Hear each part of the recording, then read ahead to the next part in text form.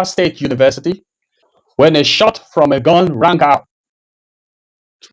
With the smoke from the weapon hardly dissipated, word had already gone around the world that the famous far-right political spokesperson in the United States has been killed.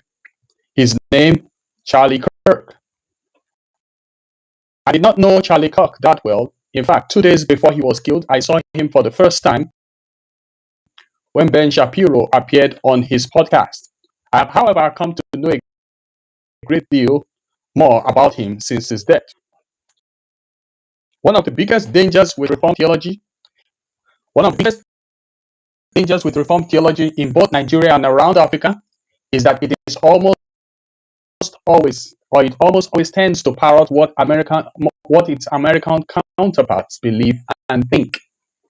This is not surprising when you consider that many leading Reformed thinkers in America are not just our teachers, but they are also those whose literatures we consume a great deal of.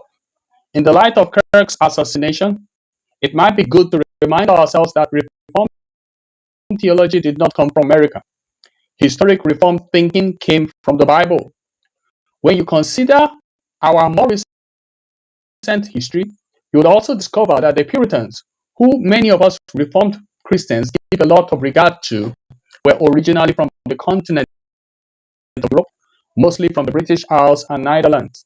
In fact, the Reformed theology that proceeded from Germany in the 18th and 19th century is one that we have to be quite discerning about.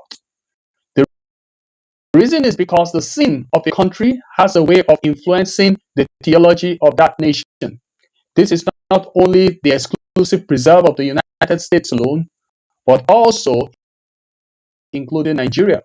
Anybody who has been reformed in Nigeria in the past 20 years would have discovered that there is a peculiar sin that is the exclusive preserve of Reformed Christians in Nigeria. Rather than make excuses for this sin, Scripture commands us to repent of it. It is in this light that I invite listeners today to pay attention to some of the things that the panelists in today's broadcast will be speaking about. I've invited quite a number of persons, but a few of them have declined the invitation. But I'm thankful that 4 persons accepted this invitation. 2 of them already are in the studios. I've invited these brothers to have this discussion about knowing what they will say. I have invited these brothers to have this discussion without knowing what they will say and hoping that they will have freedom to air their views. I believe that what we will say in today's broadcast will lay foundation to a discussion that is worth having in days to come. I wish to conclude these introductory remarks by saying this. The book of Hebrews chapter 12 verse 26 to 29 talks about God coming someday to shake not just the earth, but also the heavens. It makes the point that the purpose of this shaking is so that things that cannot be shaken will remain. When I read that text today, I see sanctification, just as the writer of the Hebrews had posited earlier in that chapter, that God is a father who uses discipline on his erring children. When harsh providences happen among Christians, when a brother is assassinated in front of his wife and 2 children, in the glaring view of the world, we should not only be concerned with meting out justice to those who did it, we should also be concerned about finding out what we did wrong that might have occasioned God to send such hard providences our way. I hold the position that for too long, American Reformed Christianity has allowed the sin of money to creep into its midst. When I wrote a summary on the Reform movement in Nigeria, and I titled the essay Reformed in Name and Word of Faith at Heart in April 2013, I was reacting to a kind of Reformed theology that is practiced in Nigeria. 2 years down the line, I have come to discover that that spirit I raged against in that article was a peculiarly American sin, and it's not just in Nigeria. So when we complain about the Word of Faith movement, we should remember that that movement is fundamentally American. And even our Reformed brethren on that continent are not immune to the scene.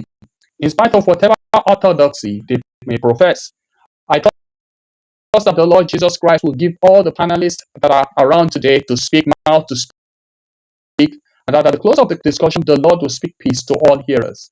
My name is Deji Yesufu. I am the anchor of today's broadcast. Reform Nigeria Television is brought to you by Providence Reformed Baptist Church Ibadan. We have a local assembly at the University of Ibadan, precisely at Melambi Hall. You can reach us more for more inquiries on nigeriareform@gmail. I want to thank you very much for those who are around.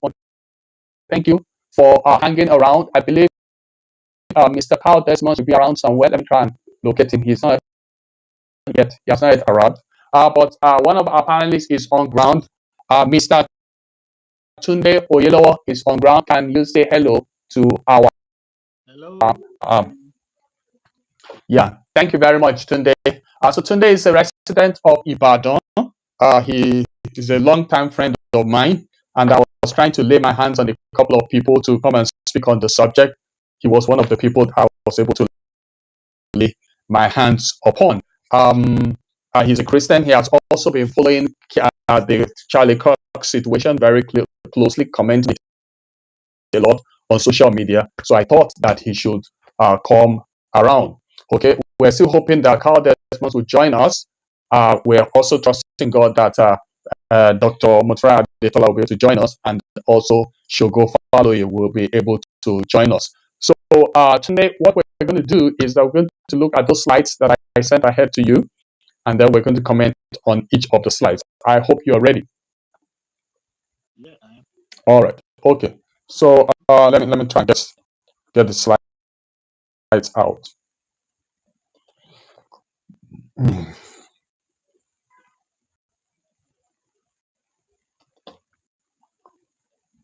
Okay, so I think I'm not sure what was on the first slide after this one. Can you remember what was there? What we know of Charlie Kirk's background. Yes. What we know of Charlie Kirk's background. I have something here. I don't know whether you want to comment on that before I read what I have here. Okay, go ahead. Okay. So I just gleaned something from the internet. Charles James Kirk was born on the 14th of October 1993. He died, like we all know, on the 10th of September 2025. He was an American right-wing political activist, an entrepreneur, and a media personality. He co-founded the conservative organization called Turning Point USA, TPUSA, in 2012, and was its executive director.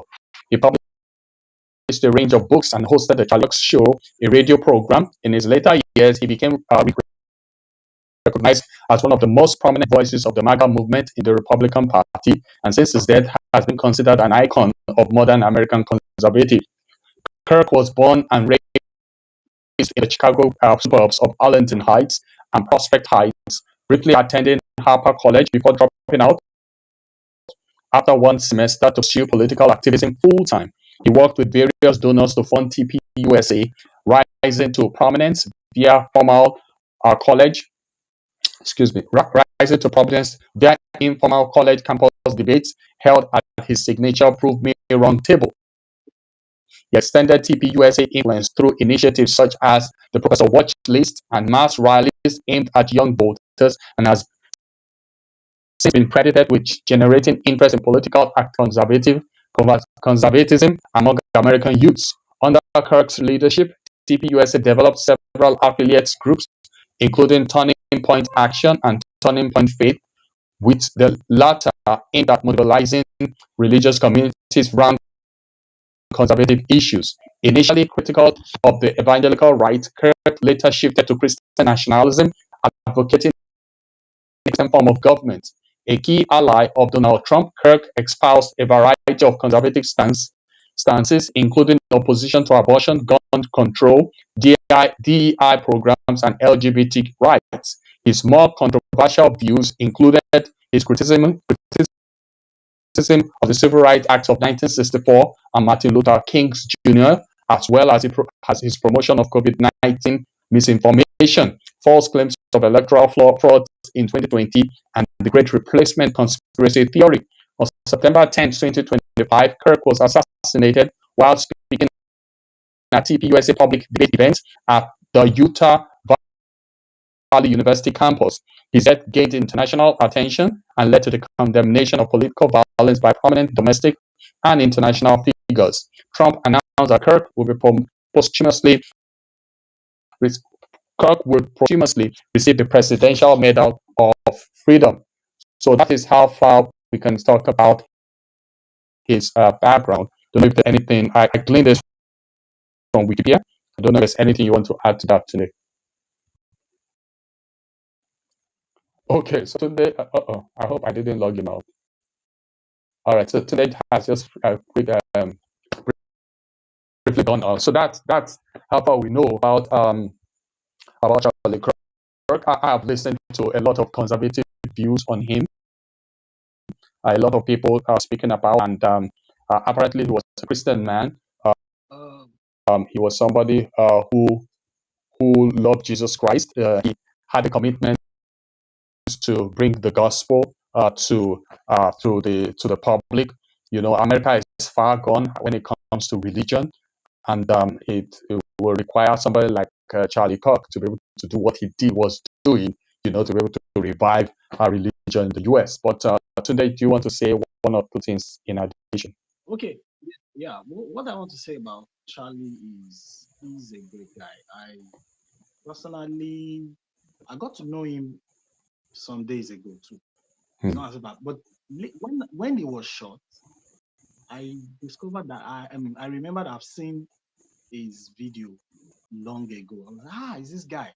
Hmm. So, but it's somebody from what I read about him, from what I've heard about him, he's a great guy. But there are some of his. He's a controversial. He's also a control. There's no way you can mention Charlie without mentioning controversy. Yeah, His views are they are not. I don't know how to put it. His views are.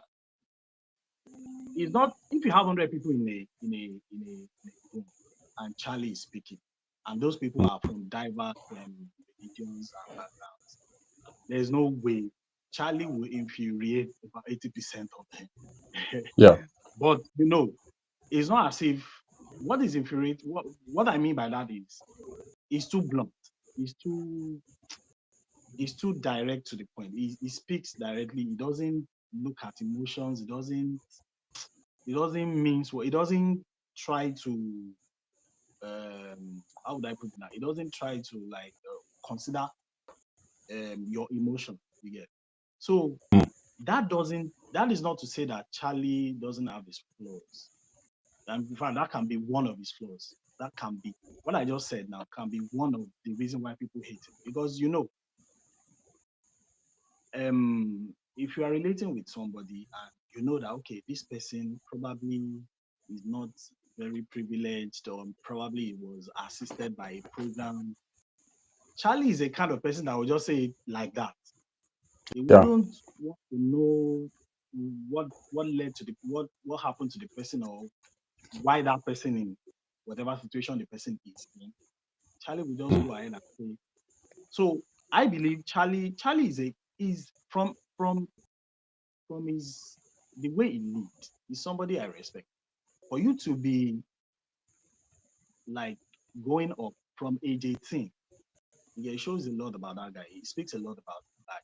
He is he he he, he assumed a leadership position right from his um teen up yeah, until he became an adult. So for him to yeah, establish those institutions, organizations that he did at that early stage in life, a lot of Americans by that age they've not discovered themselves. You get definitely. at that age, they were just like, "Hey, I'm 18, I can do anything I want to do." Hey, blah blah. But he is focused. He has a mission, and then for that, I respect him a lot for that. Yeah, yeah. Now, coming to Sorry, go ahead. okay, Sorry for okay, interrupting. coming to the controversy about him, there are lots of people that said he had it coming. Like I mean, they expected that something like that will happen. Mm, So it's just unfortunate that he was killed the way he was. it's a very sad situation. Yeah. So The yeah, the law enforcement actually said they reported somewhere that he was going to have there was a 100% chance that he will be assassinated. A 100% chance. So I think I saw somewhere, I don't know how true it is, but I think that happened was that he was actually wearing a bulletproof vest. You know, yeah. yes, He I was saw that somewhere. I don't know how he, true it was. yeah, I think so. I saw it too. Yes, they I said think he was he wearing was even they said he was wearing a bulletproof vest, and what eventually happened was that the bulletproof actually diverted the bullet from his heart, and it was the ricochet that no, hit no, him no, in no. the this. I saw that. I don't think that's like a conspiracy. There are a lot of conspiracy theories Yeah, yeah, around it's that guy. possible. Yeah, I just saw that somewhere, and I mean I didn't see the what do they call the I didn't see any of the um, security people report it in the US. I just saw it somewhere, and I thought maybe it was true. But There they are said there a was lot a 100% chance that he was going to be assassinated. So for him to have been going out every day, and many people carry out that kind of rallies in the US a lot. A lot of people carry it out. But what they do is that they try to do it within in the cover of a hall, where it's better regulated, and there's more security. But I think he had developed a signature for holding his own rallies outside, yeah, and I think one of the reasons why they did it was because when people like Ben Shapiro or Matt Walsh go to universities like that to hold such rallies, there will be all kinds of demonstration, going on. So I think Charlie Kirk actually said he wanted to go and meet these people outside, and deal with them. So, and that's why he came with that signature banner that come and prove me wrong, come prove me wrong, and I believe that those arguments he had with those young people, and that's the something we don't have here. In this place, you are taught just to accept whatever is dished down your throat. But yeah, in that place, they encourage people to air their views. Not being unnecessarily controversial, but air your views. Let's hear what if you have some kind an idea that is other than what is on ground. And I'm particularly thankful to God that I was trained in an American seminary, because that's the idea I bring to theology. It's my theology is very argumentative. Now that I'm a director of a seminary, I am encouraging my students also to be very argumentative. Not to just take everything the teacher dishes down their throat. You know, Examine the claims. Try to see. I mean, the author that wrote a book is a human being. Okay, and so he must have his own sins and flaws there. So try to identify it. And be independent in your thinking. So that was something that Charlie actually espoused clearly in his ministry. Yeah.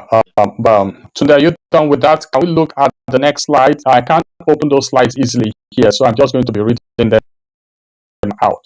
What the political left is saying about his death. Do you know anything about this thing they call the political left? yeah, the left and the right. That's Yes. American system. It's not like our own here that you have APC, PDP. You don't even know which ideology anymore. Every All all of them are together. All of them are you thieves. get. Their, Yeah, their ideology is to steal. But because please, yeah, back to the left and right. so the leftists they believe that government should be there for them. Like they are like they don't want to they want they want government to help them sort of. They want to Socialist. be on the they want government to tax the rich for them. You get, I mean, you Yeah. use money of the rich, you spread it across, then you don't interfere Yes. too much in their lives. You get, like, I can decide if I want to be a dog. I can you just refer to me as a dog. If I Yeah. want to be A a leftist. woman now, You get, I can. It's none of your business. You get. Yeah. So Mm.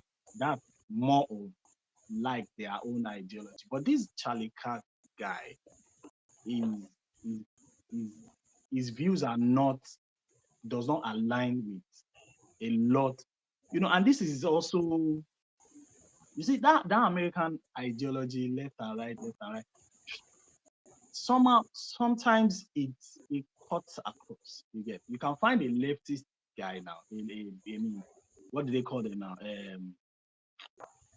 The right wing is a conservative. They are called the liberals.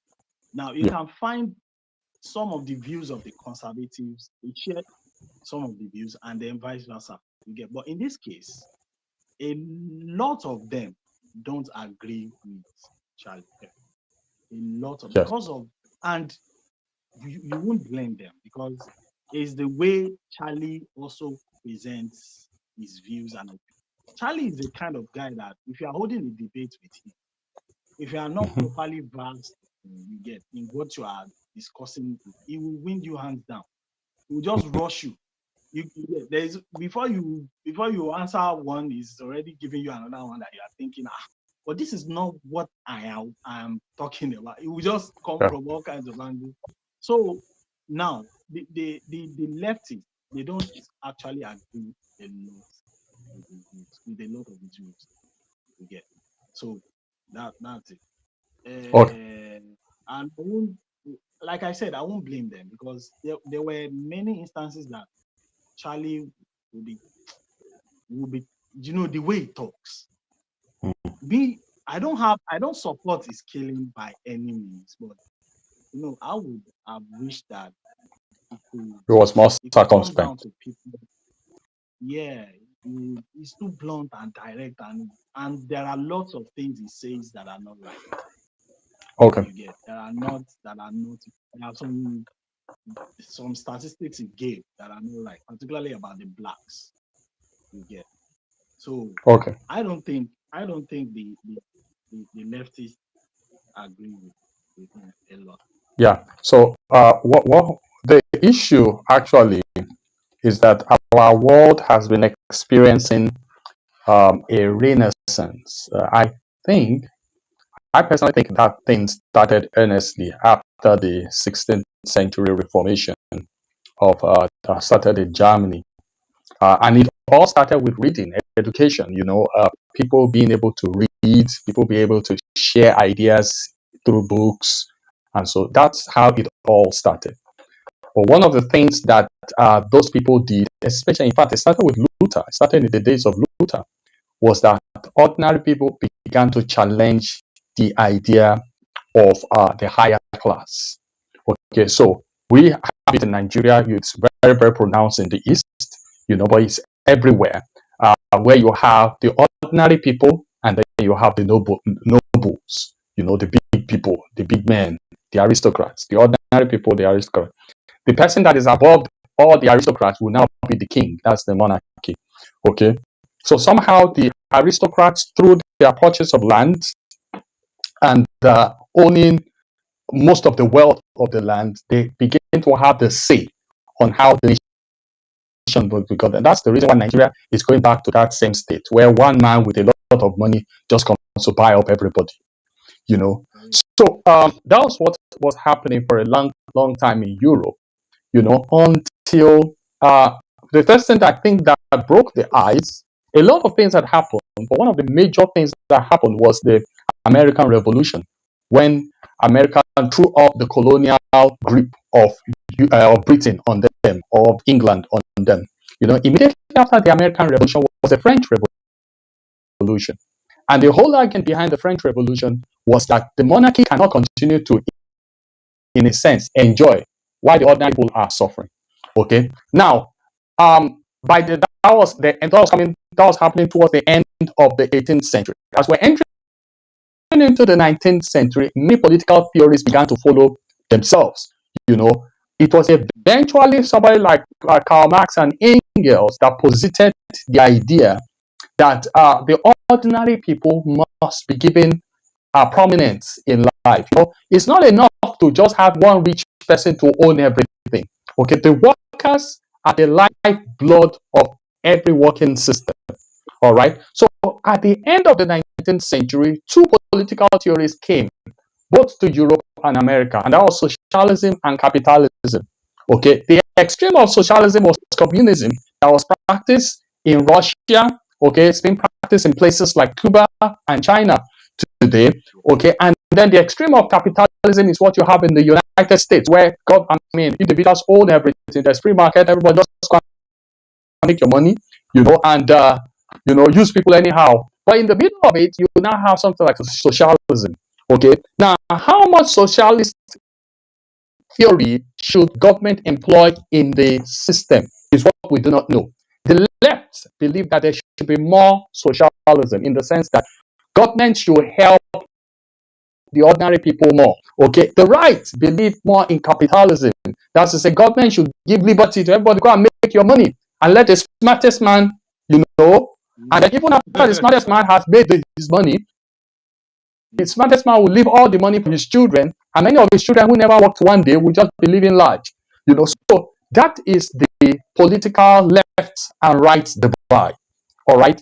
Now, Trump is clearly what do they call it? He's clearly a right person, but Trump came from the left himself. Trump used to be a Democrat. He voted for Democrat all his life until when he wanted to run for office that he switched to the Republicans. Okay, so Trump used to be mostly listen, and then the left themselves are not just staying in left; they are going far left in the sense that people like somebody like Piers Morgan now used to be liberal, he used to be left, but he identifies himself today as right because he said he cannot follow them into their transgender madness and all of those things. So all of those things are what is happening now. All these ideas are not developed in the political parties or churches or anywhere. They are developed in the universities. The universities. It is what our students are learning in the universities today that will become mainstream in the nation in another 20 years.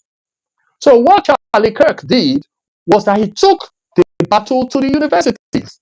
I got an email, a message from one Nigerian guy many years, not many years ago, about 3-4 years ago, where he was telling me that he's been frustrated in his university in the United States. Why? Because they are all calling him to follow this leftist agenda. And he said he cannot do it. But what is he going to do?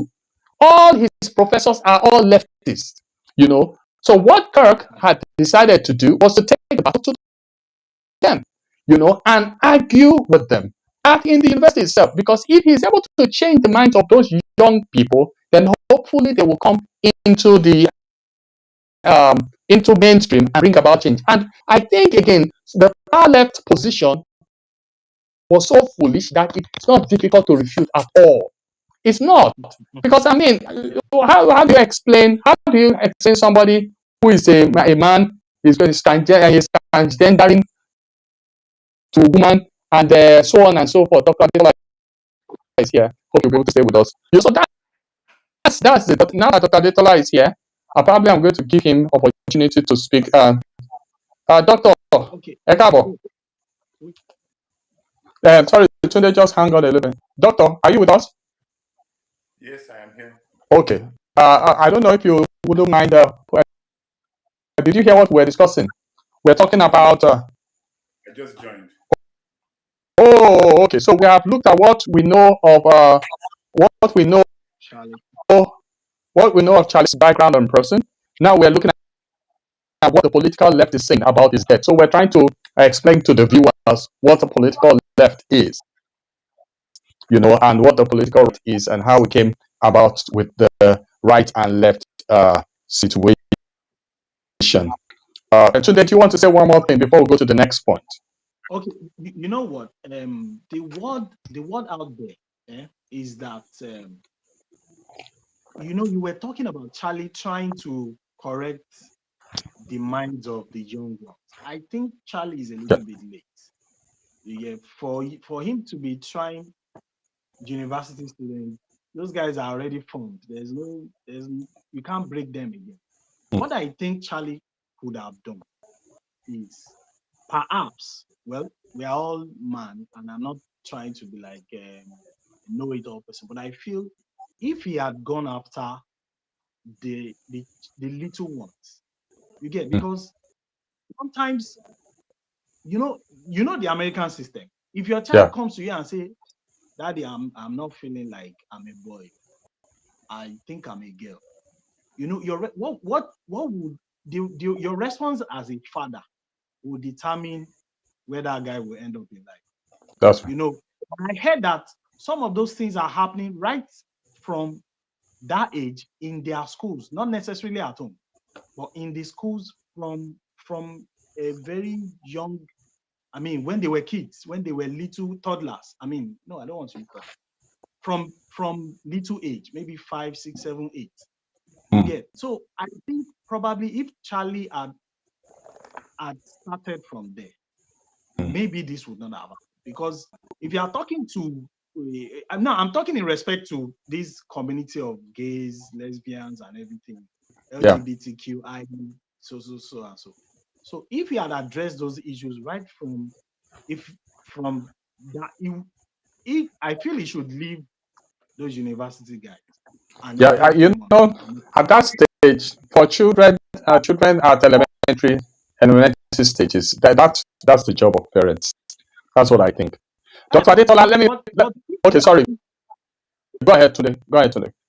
okay, it's the job of the parents, but as much as the parents are trying, what if as you are tying whatever you are tying on the children, the schools are undoing whatever you tied on them? What about that? Mm. Well, that's So the point.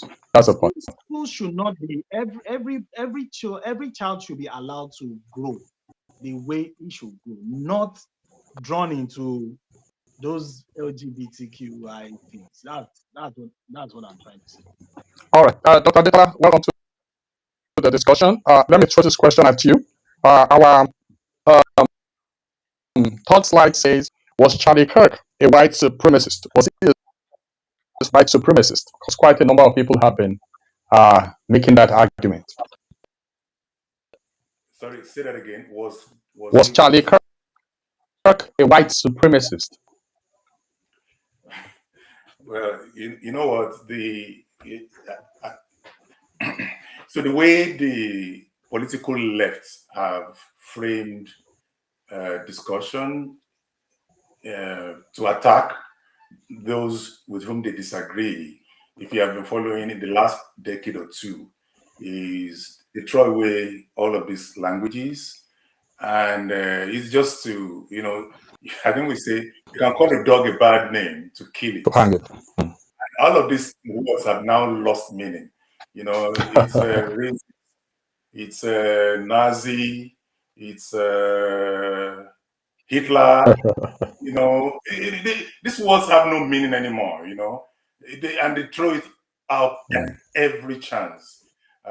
It's funny because when you send the invitation, so some of the things that they have accused Charlie Kirk of, for instance, he attacked all black women, and he says all black women do not are not intelligent. That's not true. So interestingly, when Mm. I was doing my fact check, I actually went to a leftist fact check organization. In fact, I went to two Okay. to look at the context of one of the accusations, the central one about, black women do not have intelligence. So he was talking specifically about four black women, Mm.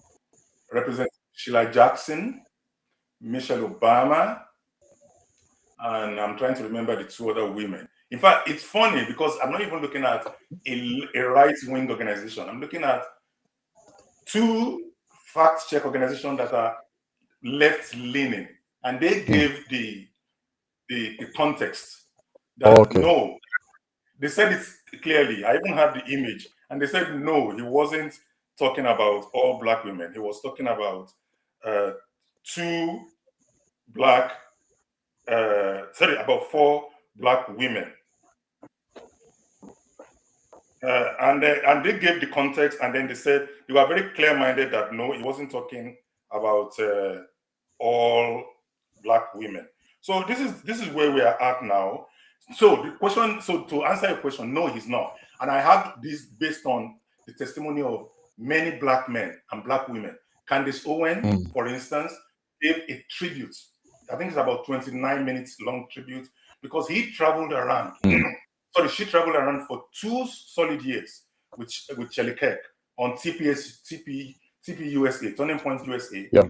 And then Yeah. Tom is another person you can go to their website and see. And there have been countless others. And then there were these other people that he gave them a sponsor. He helped them to raise money and to go to the White House. And countless people have given testimony of the effect of Charlie Kirk, people who knew him. And then some of these people who are going around with this racism talk, what they do is they will chop up comment that he has made. Yeah. And then they will present only a portion of it, and then they say, see, and then there's this other one that they talk about, about would you want to enter a plane that is flown by a black man? Yeah. He was referring in that specifically to the United Airlines, who are trying to lower requirements because they said specifically they wanted DEI. They wanted to increase the number of people of color and women, and to achieve that, they were willing to lower requirements. Now, of course, anybody, whether you're white, black, or whatever color, you should be very, very afraid if somebody is going to lower requirements for somebody who's going to be flying you around. Yeah, it doesn't matter whether the person you want is white, black, green, or whatever, because at 30 feet, you want somebody who knows what they're doing to be flying you around. So my answer is no, Charlie Kirk is not, and you need to parse precisely what he's saying instead of just going around and looking at statements that have been cut and chopped in pieces to evaluate the man. You have to look at the totality of what he has said, and no, he wasn't a racist. Okay. Yes. So usually, Tunde, you want to come in? Yeah, I want to say something. What he said is exactly the reason why he got shot. This controversy kind of. What I saw on the internet was this. Let me read. On that affirmative action, that's the DEI thing. Okay. If I'm dealing with somebody in a customer service who is a moronic black woman, why the inclusion of black, I don't know. Why that black? Yeah. Well, there must have been a context. No, that's what I'm saying. That's what I'm trying to say. How was the question asked? He didn't just stand in front of somebody and say, if there is a something black. So you have to look at what was the question asked. And he was probably addressing the question that was asked. So we have to be very careful in quoting someone. So it's like Mr. Oyolowo asked me, what do you think of black people, something? And he was answering that question in that way. Yeah. You understand what I'm trying to say? Yeah. So Snopes. If you go to Snopes is a left-leaning organization, and I'm flashing it in front of you right now. This is a liberal fact check. And it says, Charlie Kirk once said, this was the question. Charlie Kirk once said, prominent black women didn't have brain processing power to be taken seriously. And then you will find out, specifically, he was talking about Michelle Obama, Joy Reid, Sheila Jackson Lee, Ketanji Brown. And what happened in the context, he had played the video of these people saying they were product of affirmative action. And he was talking about those videos. Okay. Do you understand? He was talking about those videos. So someone will now take a bit of that video, leaving out the context of what he was talking about, and say, you see, Charlie Kirk says. Yes, that's right. Yeah. I also, Doctor, you're done. Okay, so I also think that what usually happens is when a pre-elected president, particularly the president of any country, kinds of people come together. Okay, it's that at the time of Donald Trump's election, both at his first time and even the second time, I think he lost the second election and then he won the third one. All the three times, there was this strong white supremacist support he enjoys throughout, you know. And the truth of the matter is that there are many groups in America today that are white supremacists, you know. Unfortunately, there's the sons and daughters of the Ku Klux Klan people, KKK, and all that. So now, when Trump now comes in, what happens is that people have a way of just labeling everybody white supremacists. You know, they may not necessarily have been white supremacists. Yes, a lot of white supremacists supported Trump, but clearly Charlie Kirk was not a white supremacist. And then again, in the heat of debates, many things are said that one really has to be careful. You don't. That's why you know the Bible says, "In multitude of words, there is no lack of sin." You know, people tend to want to say things that they just to stretch. You know, to stretch their point a little bit. You know, that's the same way they quote Martin Luther today and say that he was a this, he was that, because he made some statements that were within the context that should have been understood that way. All right, all right. Somebody, I don't know whether okay, go ahead, sir. Socrates says when you lose the debate, you begin to employ slander. Okay. It makes yeah. When the debate is lost, slander becomes an effective tool. You know. Yeah. So that's Socrates. Now people forget very easily. Obama is a black man, right? Yeah. He won election twice. He won by a landslide in the first. American blacks are 13% of the population. In which universe does 13% of the population win an election by a landslide? Yeah. If they were supported by the white majority. So these same people that people are now calling the white. And by the way, he won the election against a white man who was a war hero. He was a war hero, and also a senator of long standing who is well acknowledged by people in both parties. Both parties recognize the Obama's opponent as somebody who had the spirit of bipartisanship.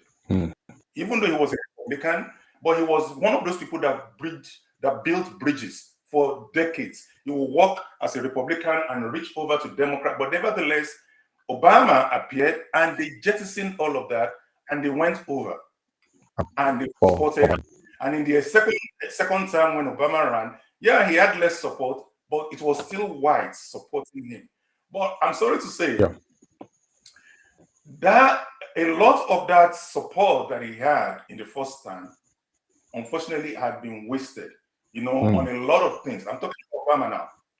I personally believe Obama gave back to the Trump presidency by giving the middle finger to the religious right, who supported him in large parts in the first term, and who by the second term had now gotten tired of things like, it was all the, the condescension. There was a lot of condescension. We have to be very, very honest, from the people like Hillary Clinton, from Obama himself, and from that administration, and from, the attention that they didn't give even to the blacks. I mean, what exactly did that brother do, to the black population? It was the LGBTQ people that got a lot of his attention. He did the marriage thing, but the black people that he was representing got nothing. So we have to be very, very honest, with ourselves.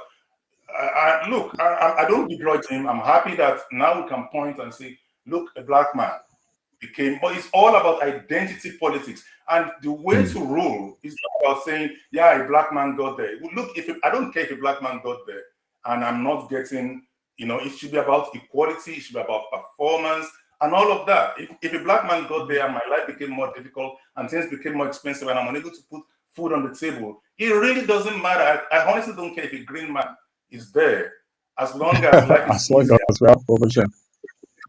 And everybody can live. It shouldn't be about color. It should be about merit and performance, and that's what should matter.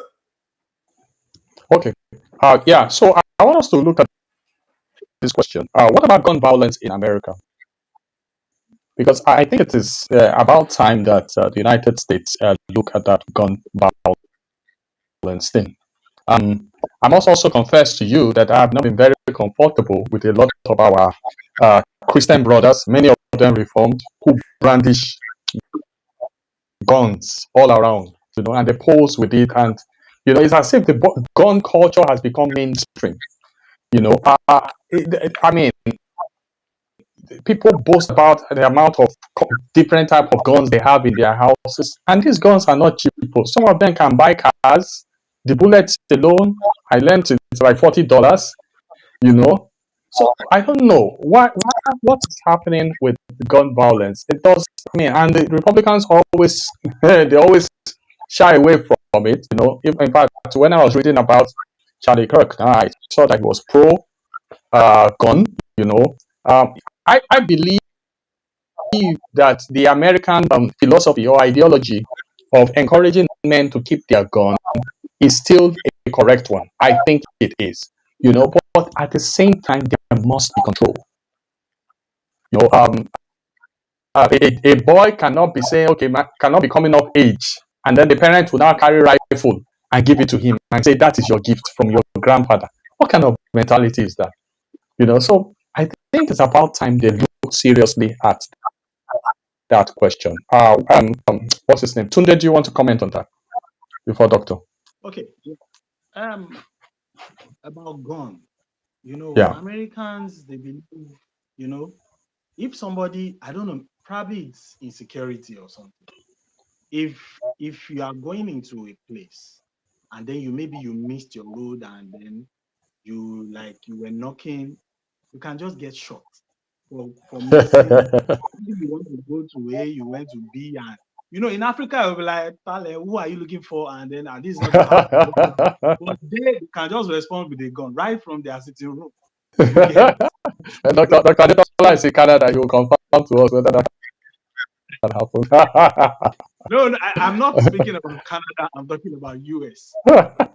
So Yeah. I think, and then there are lots of times you just see a small child wake up, maybe a 20-year-old, carry a semi-automatic rifle and then go to a church and then kill like 20 people for no reason. People you've not seen, people you don't know, people you don't have any, you never knew.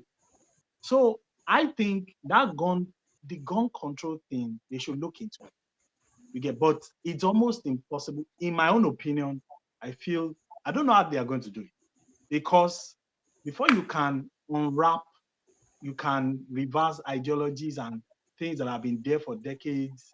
It's not something you don't do like this.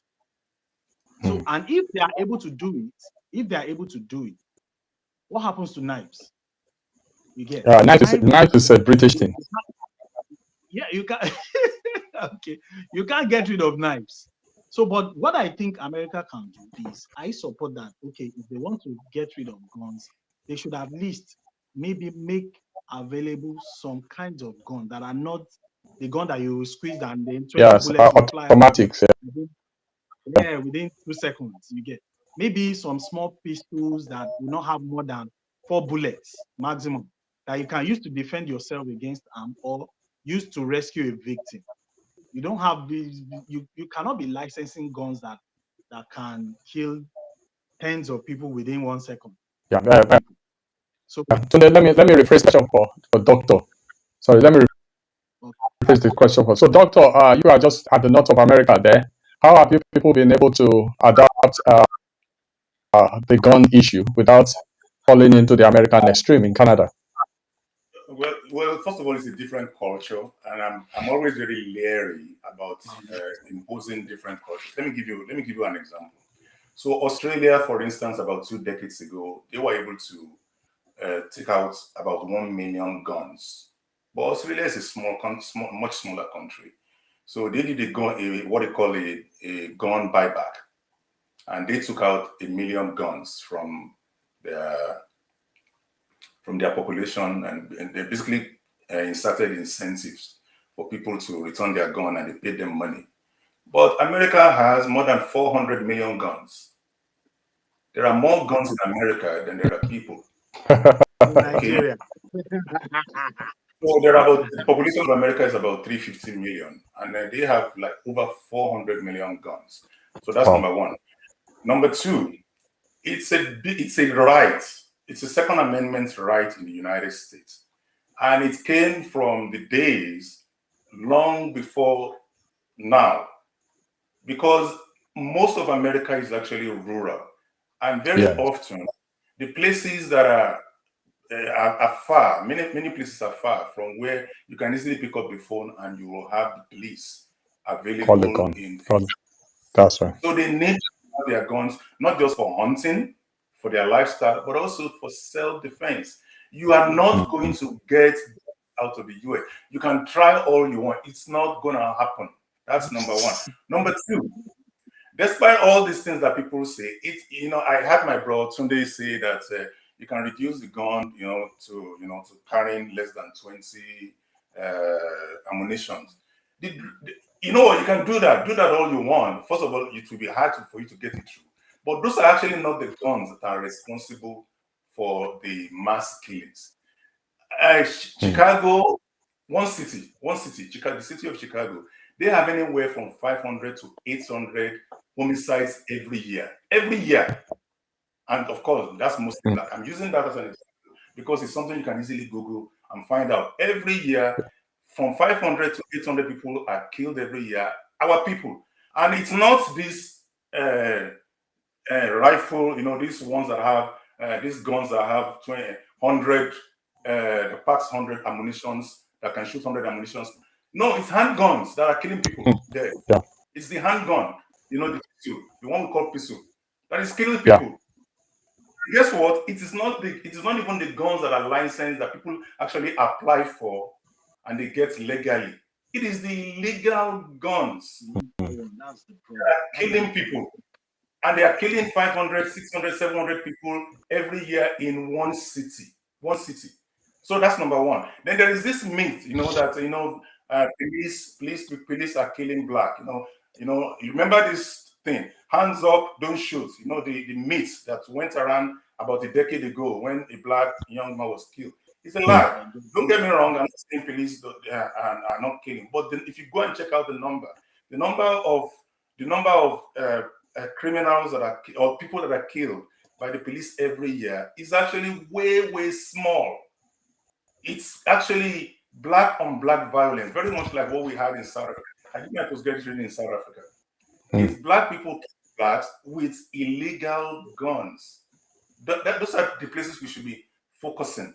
So over 97% of homicides that are happening in the US every year has nothing to do with the police.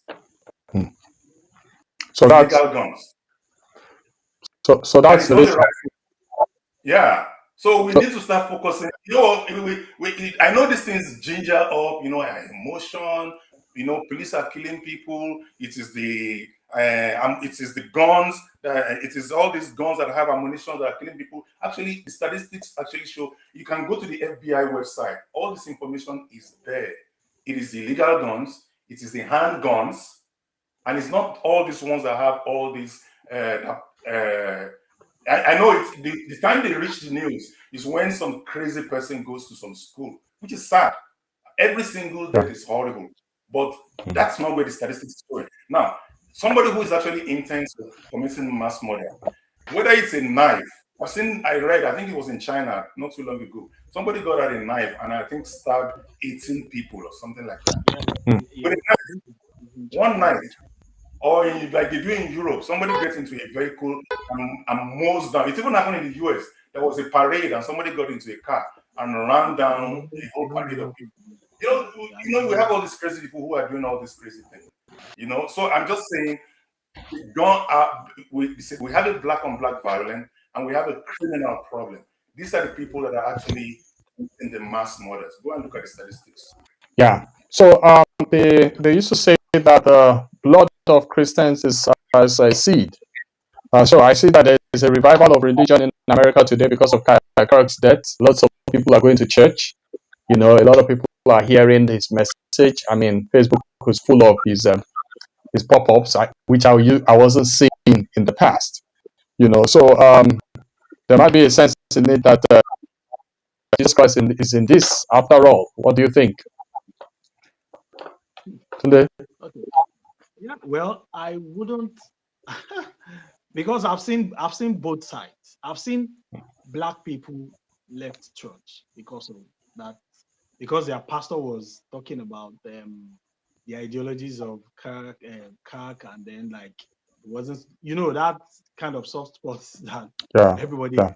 had. So I've seen people left that know they cannot identify with being sympathetic with somebody that's trying to destroy them or something like that. And there are Mm. also some people that came to church because of what happened. So Yeah. for me, I think is both ways. Yeah. Yeah. All right. All right.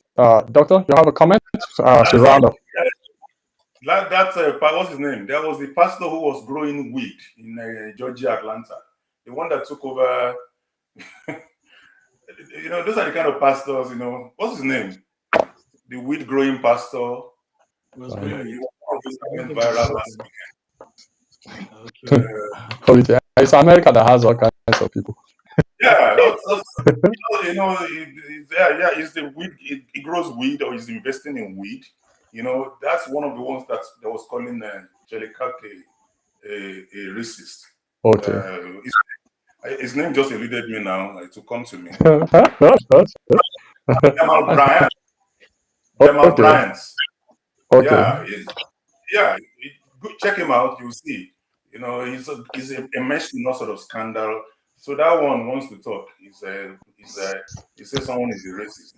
The one who wants to sell weed. Pastor. You will never. You go to his church. He will never talk about Jesus Christ. He never talks about being born again. And how, then how people will take weed. yeah, these are all socialist people. They don't care about Jesus. They just use what they do is they are very similar to all these Yahoo pastors we have in Nigeria. They Yahoo, and then after that's their cake. And then they now put the icing of Jesus on that Yahoo cake. Yeah. So you go to that church, you are just selling your soul. So it doesn't matter. That's my opinion. So anyway, America is one crazy place. 11 happened, a lot of people started going to church. Yeah. I've seen a lot of people saying because of the death of Kirk, they're going to start going to church. I pray that those kind of things, that they're true, that they last. I pray that that transformation is real and true, that this kind of will truly bring awakening. And that's because I'm afraid also people will go to churches that are dead, and it's just a religious thing, a fervor that also dies, after a few weeks, because Kirk is in the news now. 2 weeks, 3 weeks from now. It's like that man that went out and sowed. Some fell on stony ground and they grew, but then they were choked out. The news cycle is going to come and then they choke him. And that's it. It goes and then something else comes. But thankfully, some are going to fall because they're going to hear the word that will sustain them. And we really don't know, but I'm going to say, let's go out there into the marketplace of ideas. That was what Charlie Kirk did. Yeah, it wasn't that Charlie Kirk, he did things that, even though he was talking politics, he was putting Jesus. There's a video, I don't know whether you've seen it, where he went and he was speaking. I think it's called Whatever. There's this group called Whatever. It was a group of people who are, I think they are prostitutes or transsexuals or whatever. There were people who you will call outcasts. They were sexually people who were sexually outside norm. And they had their broadcast. Actually, Kirk went there. He had 1 or 2 hours of talk with them. And at the end of the day, this is what stood out for me. Those people said, you have actually been very, very respectful, because he didn't mince word. He reached out to them. He talked to them respectfully. And every single time, he also spoke about how Jesus changed him. I please find it was like that John chapter 8 thing. He didn't believe in any way. He still spoke of the transformation that he had received by accepting Jesus. And I think that's what we should be out there also talking about, the same thing. So I don't know who out there is going to be touched by all of these things that have happened in the last 1 week. So we should flow with the moment. Yeah. I agree. Last week we had our brethren from Kenya come to talk to us about the African statement on the prosperity gospel and the word of faith theology. I want to use the opportunity again just to tell our viewers that that statement is online, africanstatement.org. Please go there, sign up. Those of us who are in Nigeria are the ones that need that statement the most.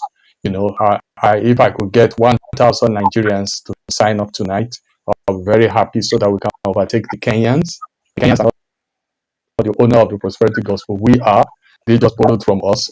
We're the ones that gave them the Nigerian junk. So please, if you have not signed it, please go to that website and sign. Reform Nigeria Television is brought to us by Providence Reform Baptist Church. We meet at we have church on Sundays, 11:30 a.m. at Melanie Hall at the University of Ibadan. If you want to get to know more about it, please send us an email at nigeriareformed@gmail.com. And thank our guest, Mr. Tunde Oyelowo, who is actually joining Reform Nigeria for the first time. Thank you very much for coming to share your thoughts with us on Charlie Kirk. And I also want to thank Dr. MJ Adetola for making time off. He was just coming straight from the clinic. I think you're still at the clinic, sir. Yes, so he just joined us. Thank you very much, sir, for hurrying us. We're very grateful. Please, if you didn't join us from the beginning, just try to see the broadcast from the beginning. We want to bring this to the end.